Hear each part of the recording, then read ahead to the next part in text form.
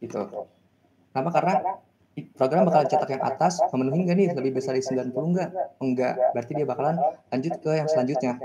Lebih besar dari 70 nggak? Ternyata nggak juga, bakalan ngejalanin yang di bawahnya lagi. Ternyata iya nih lebih besar dari 50. Kayak gitu. Tadi berapa misalnya? 52 aja deh ya. Berarti outputnya C. Gitu. Nah, kalau misalnya nggak ada yang sesuai, berarti di bawah 50, misalnya 23. Berarti bakal ngecetak nilai D gitu, indeksnya bernilai D kayak gitu. Oke, terus selanjutnya ini contoh programnya. Ada juga percabangan if else if. Oke, nah kalau misalnya kalian teman-teman lihat di sini, ini sebenarnya programnya nggak efektif gitu kan. Nah, ada cara yang lebih mudah lagi gitu, yaitu dengan menggunakan percabangan if else if. Jadi if else if ini kita bisa lebih dari satu kondisi. Jadi punya banyak kondisi gitu. If itu kondisi pertama, else if itu kondisi kedua dan seterusnya. Terus else ini adalah kondisi terakhir kalau misalnya nggak ada program yang benar gitu. Misalnya nih ya, kita ganti ini ke dalam else if.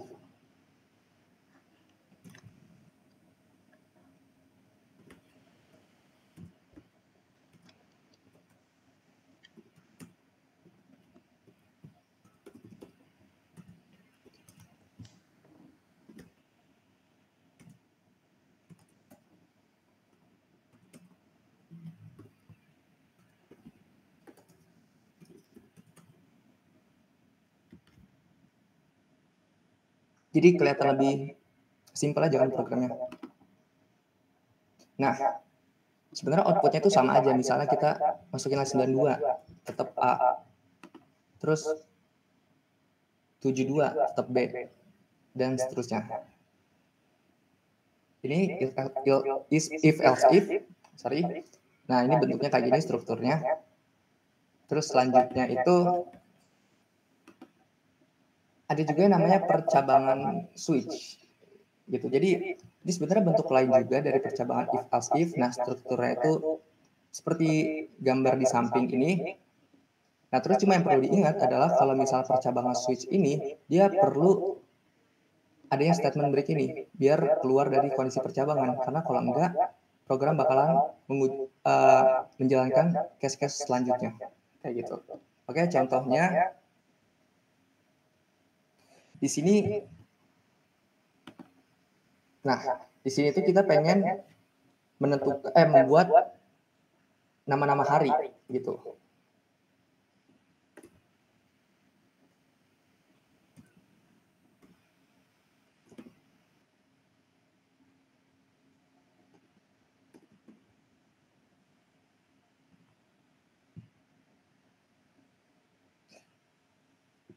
Jadi gini, yang ini itu ada variabel ekspresinya.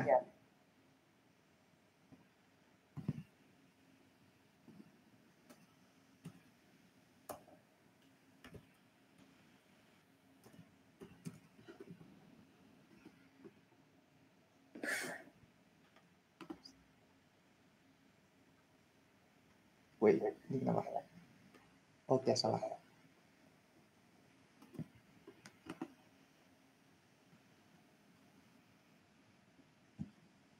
Jadi, misalnya nih, kali ini aku mau membuat program menentukan nama-nama hari. Jadi, user ini menginput satu nilai, misalnya menginput hari ke-1, maka bakal menampilkan hari Senin. Input kedua bakal nampilkan hari Selasa, dan seterusnya. Kayak gitu.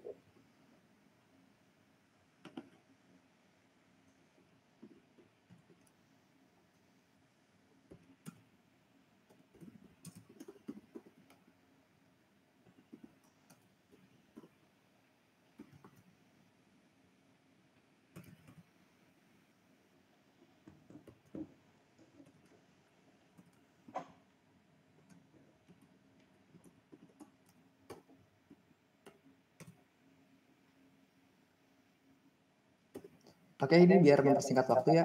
Jadi cuma coba sampai hari ke-4.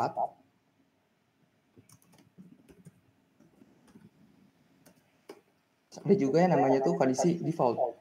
Default ini adalah ketika semua case yang ada di sini tuh nggak memenuhi.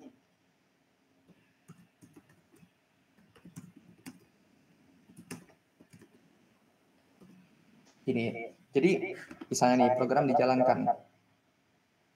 Nah, meminta nih user masukkan angka gitu. Misalnya kita masukkan 2 gitu, case 2. Berarti ceritanya tuh harinya tuh bernilai 2 nih.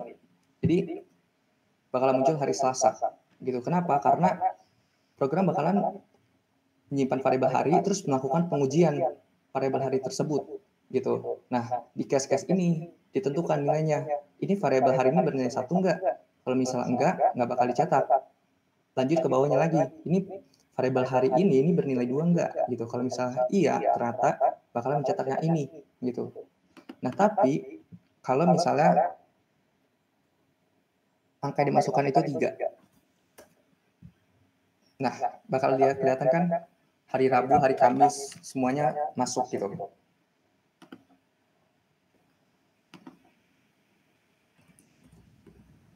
Nah, kira-kira ada yang tahu nggak ini kenapa, teman-teman?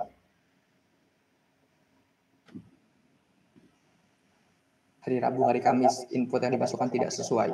Nah, ini karena kita nggak pakai statement break di sini. Jadi, program ketika ini benar, dia bakalan menjalankan terus statement yang di bawahnya. Kayak gitu.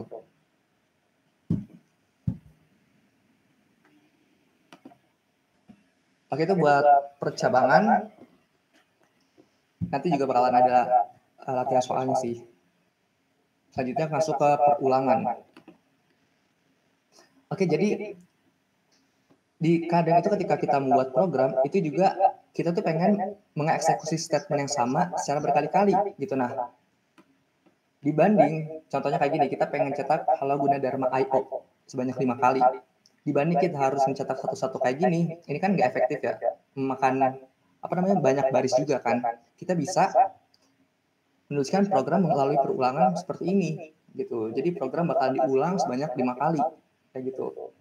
Ini kalau misalnya dilihat kayak nggak terlalu jauh ya, 9 ini sampai 10 baris, sampai 8 baris. Tapi kalau misalnya kita pengen cetak AP 100 misalnya, ini bakalan bertambah terus nih, bertambah banyak. Tapi kalau misalnya ini, ya tetap segini-segini juga gitu.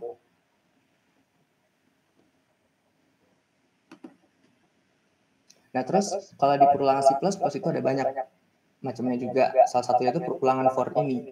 Nah, for ini strukturnya itu kayak gini teman-teman.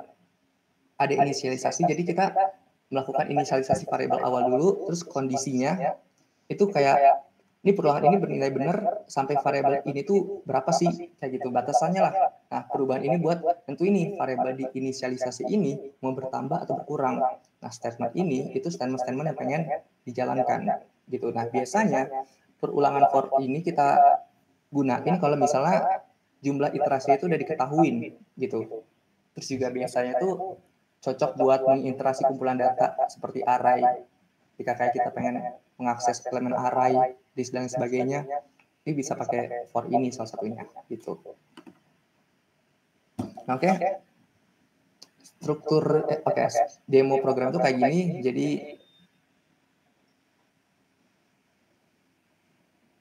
ini kita hapus. Misalnya kita pengen mencetak bilangan ganjil gitu ya, dari 1 sampai 10 misalnya.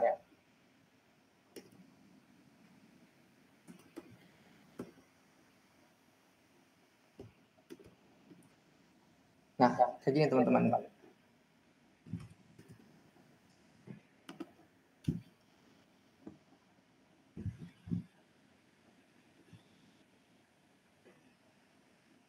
Jadi bakalan dibuat inisialisasi variabel awalnya dulu sebagai batasannya.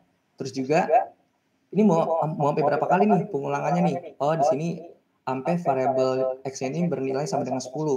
Terus biar bisa berubah jadi 10 ini gimana caranya? Ya harus ada variabel yang kanan ini ditambah atau dikurang gitu, karena ini dari 1 ke 10 berarti ditambah gitu. Nah, hati-hati kalau misalnya nulisnya itu nggak sesuai, karena bisa jadi infinite loop. Nah, bisa lihat programnya error karena perulang ini nggak bakal selesai kondisinya. Kenapa? Karena ini nilai ini tuh selalu dikurang, sedangkan batasnya aja sampai 10 gitu. Jadi nggak bakal mencapai batas perulangannya. Kayak gitu teman-teman.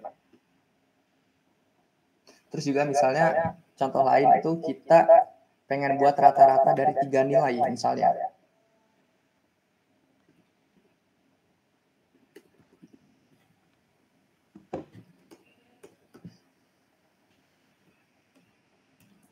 Ini kalau X plus ini berarti sama aja kayak ini ya. X plus sama dengan 1. X sama dengan X plus 1.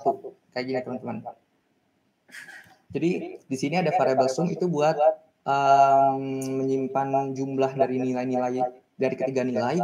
Variabel rata itu buat menghitung rata-ratanya. Oke, jadi bisa kayak begini ya teman-teman. Jadi kita minta pengguna buat memasukkan nilai. Nah terus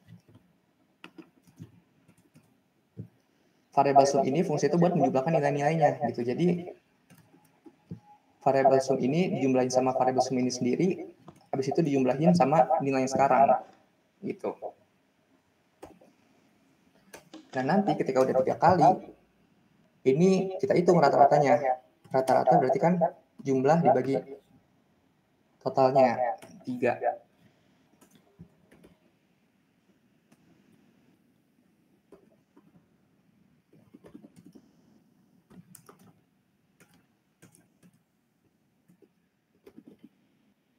Kayak gini.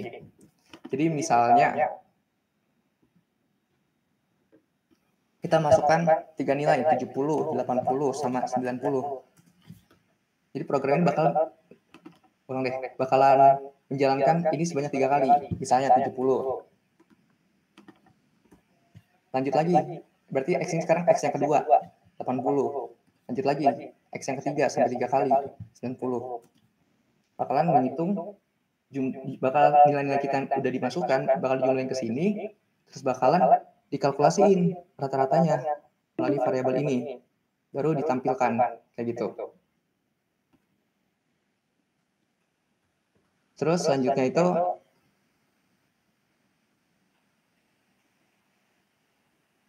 ada juga yang namanya itu perulangan while. Sebenarnya kebanyakan dari kalau misalnya pakai for bisa juga pakai while, cuman biasanya itu perulangan while ini digunain kalau misalnya kita melakukan perulangan dengan batasan yang belum pasti. Nanti contohnya bakal didemoin. Terus juga perulangan while akan terus dilakukan selama kondisi yang diberikan benar. Kondisi ini sama aja sih sebenarnya kayak for ya. Nah, contohnya kayak gini. Masih dengan studi kasus yang sama, kita pengen menghitung rata-rata dari ketiga nilai misalnya. Ini kita hapus.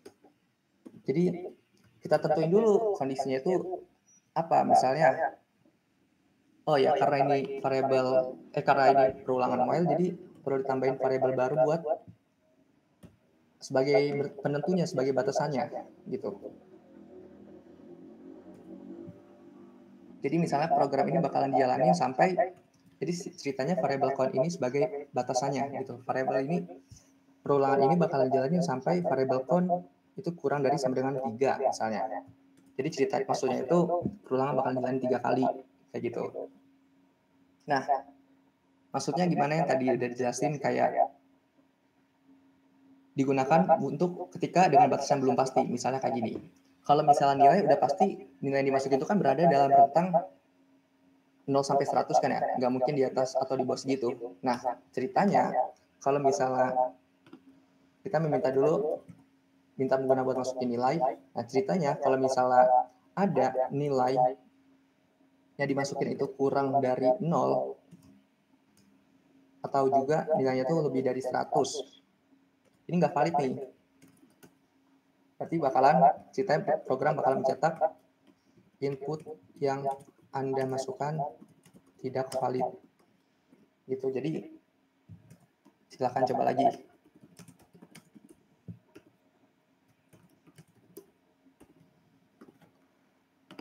Terus habis itu kalau misalnya benar,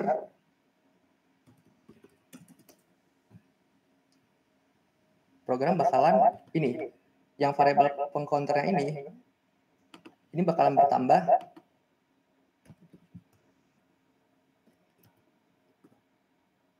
terus juga sumnya itu sama dengan nilai.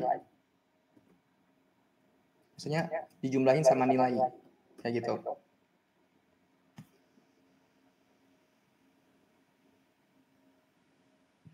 Oh, ini biar jelas ditambahin ini deh. Masukkan nilai ke X kayak gini.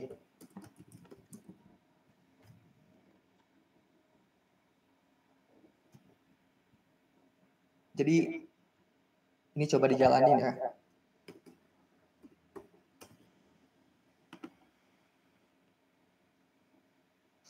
Error, kenapa error? X mana ya? Oh, kenapa? X maksudnya count. Jadi program bakalan jadi data task bahwa ini kan countnya kan kita isi 1 ya. Ini bakalan di perulangan ini bakalan berjalan sampai si variable count-nya ini bernilai 3 gitu kan. Nah, jadi kita minta dulu masukkan nilai pertama. Misalnya nilai dimasukin valid nih, 70. Terus masukkan nilai kedua. Ini enggak valid nih. Misalnya kita masukin nilai 105. Nah, dia bakalan jalanin percabangan yang ini. Input yang ada masukkan tidak valid, silakan coba lagi. Tetap masukkan nilai kedua gitu, nggak ketiga gitu. Kenapa? Karena si variabel ini nggak bertambah gitu. Karena dianggapnya nggak valid, jadi ketika inputnya dimasukkan valid dia bertambah, kalau nggak valid nggak bakal bertambah gitu. Jadi mau sampai kapanpun program menjalankan selama inputannya nggak valid nggak bakal bertambah dan nggak bakal dijumlahin juga ke variable sum kayak gitu. Oke, ada yang raise apa gimana? Wait.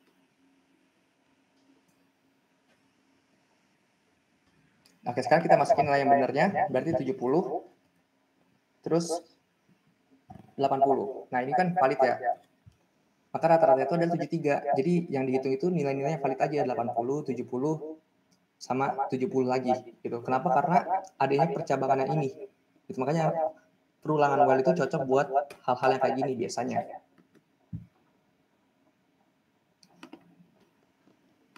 Terus juga ada perulangan do while.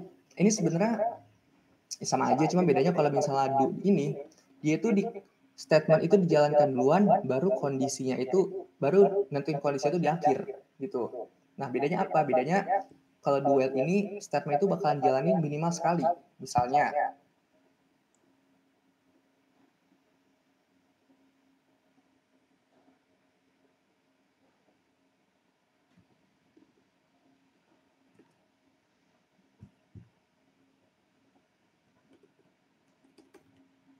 gini, X aja lah ya.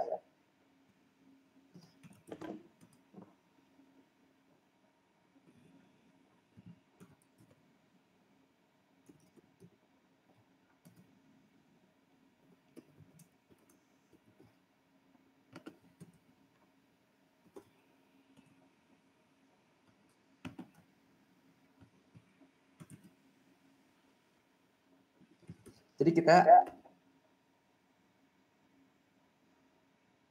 misalnya kayak gini. Misalnya kita masukin angka X-nya itu, oh ini lupa. Ini juga lupa.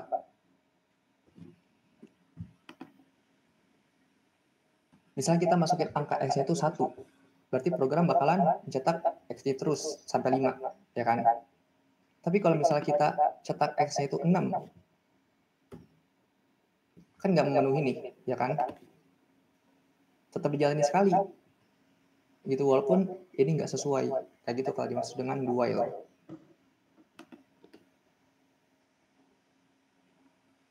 Nah, terus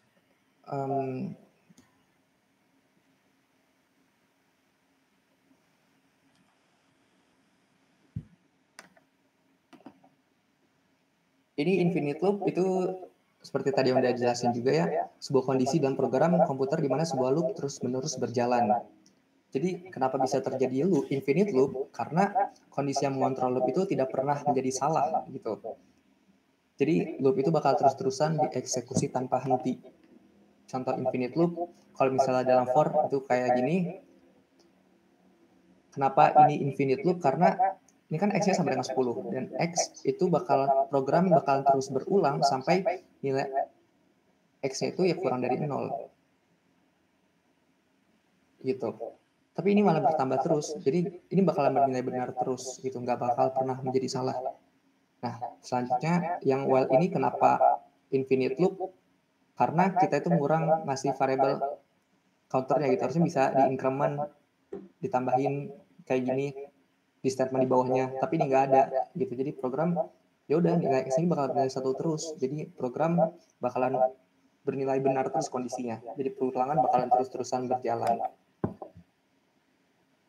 Terus ada juga yang namanya perulangan bersarang gitu. Sama kayak tadi, percabangan kan ada percabang bersarang. Nah, ini juga ada. Jadi sebenarnya sama definisinya. Jadi di dalam perulangan itu ada perulangan lagi. Kayak gitu. Nah, biasanya perulangan bersarang itu dipakai ketika ingin merepresentasikan suatu matris gitu. Mengakses array multidimensi. Nah, itu biasanya kita pakai perulangan bersarang. Nah, salah satu contoh dari perulang bersarang itu kita menggambar pola ya. Ceritanya ini pola segitiga.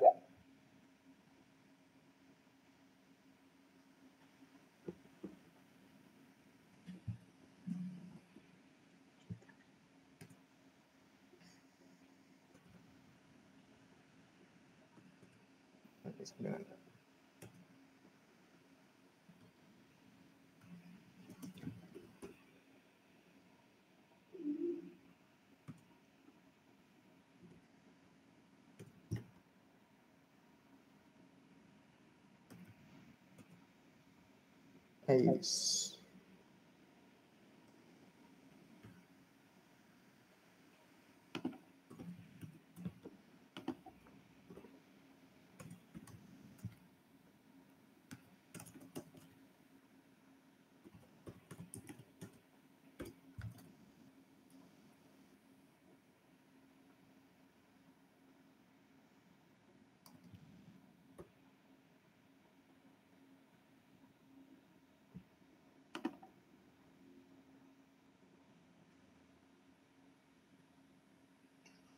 Kayak gini, segitiga. Jadi kenapa bisa kayak gini? Karena nih, yang ini bintang ini merepresentasikan kolom, yang selanjutnya ini merepresentasikan baris, kayak gitu. Jadi kenapa ini cetaknya 5 gitu? Jadi misalnya x-nya itu bernilai 1 pertamanya. Berarti ya di sini sama dengan x, berarti ya ini nilainya sama dengan 1, ya kan? Terus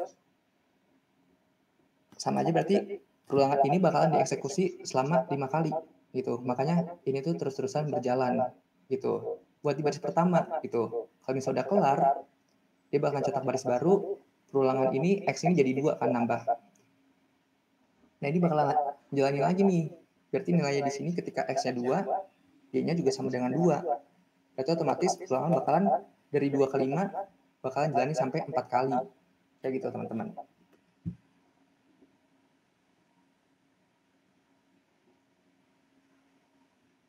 Itu dimaksud dengan nested loop. Terus ada juga namanya break and continue. Break itu digunakan buat menghentikan loop secara paksa meskipun kondisi perulangan masih terpenuhi. Terus juga break itu digunakan buat menghentikan loop. Kalau continue itu digunakan buat men-skip perulangan pada satu iterasi aja gitu, iterasi saat ini aja gitu. Nah, nanti contohnya bakal ada juga di latihan soal. Nah, ini bentuk implementasi break.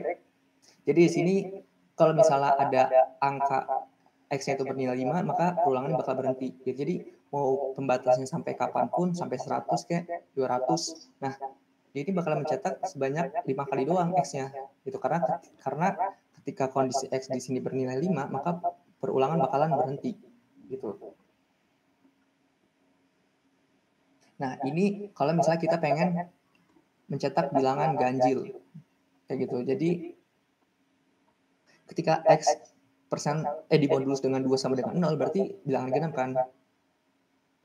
Berarti perulangan bakalan continue. Jadi ketika X ini bernilai genap, berarti bakalan di skip nih, nggak bakalan dicetak yang ini. Jadi yang dicetak itu bilangan ganjilnya doang. Oke, terus selanjutnya contoh soal. Kita ke latihan pertama dulu. Oke. Ini diambil dari TLX Toki ya, soalnya. Jadi cerita itu deskripsinya itu Pak Dengklek memberikan Anda sebuah bilangan bulat N. Anda diminta untuk mencetak bilangan bulat dari 1 sampai dengan N secara berurutan, satu per baris dengan aturan, nah ini, lompati bilangan kelipatan 10. Jadi kalau misalnya ada bilangan kelipatan 10, itu bakalan di-skip. Gitu. Skipnya pakai apa? Pakai continue.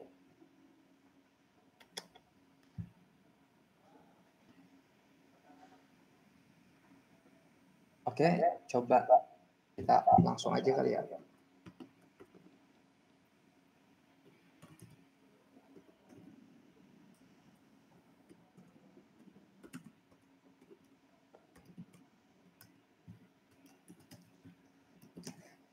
Jadi terdapat sebuah bilangan N, nanti ini bakal di-input, dimasukkan sama komputer bilangan ini. Nah dalam CP itu biasanya itu suka ada batasannya.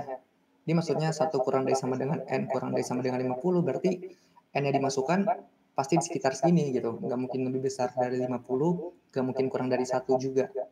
Gitu. Terus juga format masukan sebuah baris berisi sebuah bilangan bulat N, ini udah benar. Terus diminta masukin bilangan N, terus kita tinggal mengeksekusi aja. Ketika integer X sama dengan 1 dan X itu kurang dari sama dengan N, maka ditambahin. Gitu. X plus maksudnya. Nah, tapi ada syaratnya. Syarat yang pertama itu lompati bilangan kelipatan 10. Berarti ketika X ini dimodulus dengan 10, itu nilainya itu sama dengan 0, bakal di-continue. Atau